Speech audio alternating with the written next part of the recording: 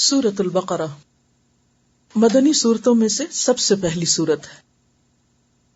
کل جیسے کہ میں نے عرض کیا تھا کہ قرآن پاک کا کچھ حصہ مکہ میں اترا اور کچھ حصہ مدینہ میں. تو جو حصہ مدینہ میں اترا وہ مدنی کہلاتا ہے.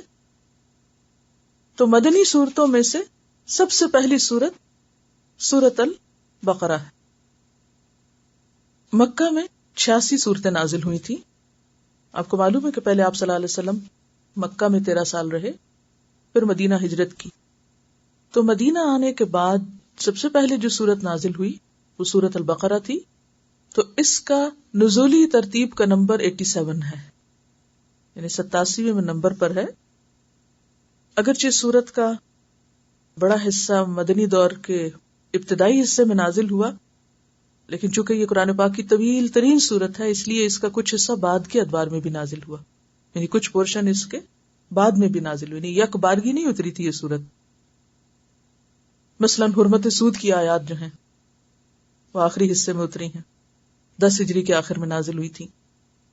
تو ترتیب پھر کس نے کیسے کیسے رکھوائی؟ تو آپ صلی اللہ علیہ وسلم جیسے سورۃ البقرہ مدینہ میں آ کے پہلی سورت ہے جو نازل ہونا شروع ہوئی لیکن مکمل نہیں ہوئی.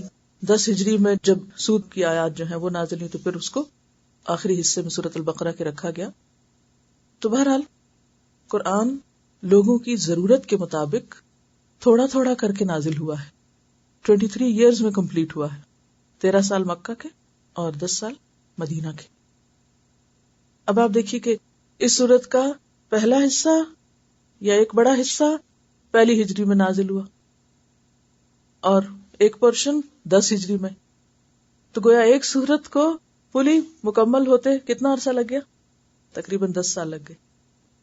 اور سیکھنے والے بھی بعد میں اسی طرح سیکھا کرتے تھے، ہماری طرح تھوڑی کہ بس جلدی جلدی سب کچھ کر لیں. بعض لوگوں نے 7 سال لگائے صرف سورۃ بقرہ سمجھنے پر، بعض نے 3 سال لگائے. اسی طرح ہر ایک نے اپنی اپنی حیثیت کے مطابق اس پر غور و فکر کے لیے وقت لگایا. اس سورت کی بہت فضیلت بیان کی گئی ہے، صحیح احادیث سے ہمیں پتہ چلتا ہے. پہلی روایت حضرت ابو امامہ سے ہے، صحیح مسلم کی روایت ہے.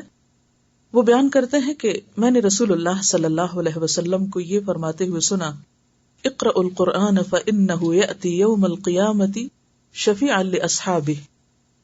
اور آگے طویل عربی عبارت ہے، تھوڑا تھوڑا ٹچ میں آپ کو عربی کا ضرور دوں گی کیونکہ جو بات جس زبان میں کہی جائے اسی زبان میں پڑھی جائے تو وہ صحیح لطف دیتی.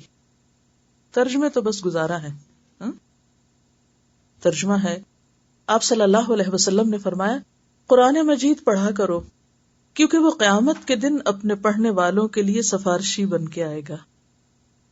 2 چمکتی ہوئی روشن صورتیں زہراوین کہا گیا انہیں، سورۃ البقرہ اور آل عمران پڑھا کرو کیونکہ یہ دونوں قیامت کے روز اس طرح سے آئیں گی جیسے کہ وہ چھتریاں ہیں یا سایہ کرنے والے بادل ہیں یا پرندوں کے 2 جھنڈ ہیں جو پر پھیلائے ہوئے ہوں.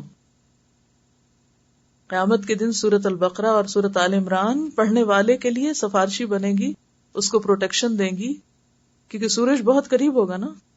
تو وہ پڑھنے والے کے اوپر کس طرح سایہ کریں گی؟ جیسے 2 چھتریاں ہوں، امبریلا، یا پھر بادل، یا پھر پر پھیلائے ہوئے پرندوں کے جھنڈ. امیجن کریں کیا خوبصورت سین ہے، پر پھیلائے ہوئے پرندوں کے جھنڈ.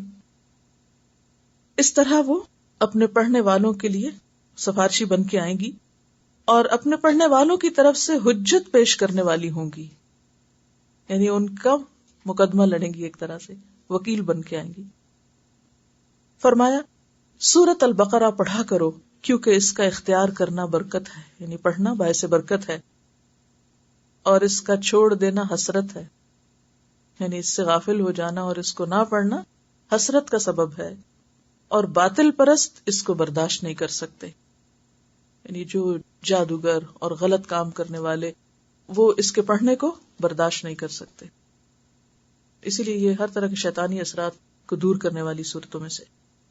حضرت نواس بن سمعان بیان کرتے ہیں کہ میں نے نبی صلی اللہ علیہ وسلم کو یہ فرماتے ہوئے سنا، قیامت کے روز قرآن مجید اور وہ لوگ جو اس کے مطابق عمل کرتے تھے قرآن مجید اور وہ لوگ جو اس کے مطابق عمل کرتے تھے لائے جائیں گے، یعنی قیامت کے دن لائے جائیں گے.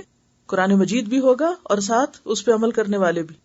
ان کے آگے آگے سورت بقرہ اور آل عمران ہوں گی، اس طرح کے گویا بادل ہیں یا ابر سیاہ ہیں جن کے اندر چمک اور روشنی ہے. یعنی صرف بادل یا امبریلا نہیں بلکہ ان کے اندر روشنی بھی ہوگی. یا وہ پرندوں کے جھنڈ ہیں جو اپنے پر پھیلائے ہوئے ہیں. یہ دونوں صورتیں اپنے پڑھنے والے کے لیے حجت پیش کرتی ہوئی آئیں گی، یعنی اس کی طرف سے بولیں گی. حضرت ابو ہریرہ رضی اللہ عنہ سے روایت ہے کہ رسول اللہ صلی اللہ علیہ وسلم نے فرمایا، اپنے گھروں کو قبرستان نہ بناؤ. شیطان اس گھر سے بھاگ جاتا ہے جس میں سورہ بقرہ پڑھی جاتی ہے. اور جب شیطان گھر میں ہوتا ہے تو وہ کیا کرتا ہے وسوسے ڈالتا ہے اور کیا کرتا ہے؟ گھر والوں کے درمیان فساد اور جھگڑے ڈلواتا ہے. اسی طرح اس سورت کی آخری 2 آیات عرش کے ایک خاص خزانے سے دی گئی تھی.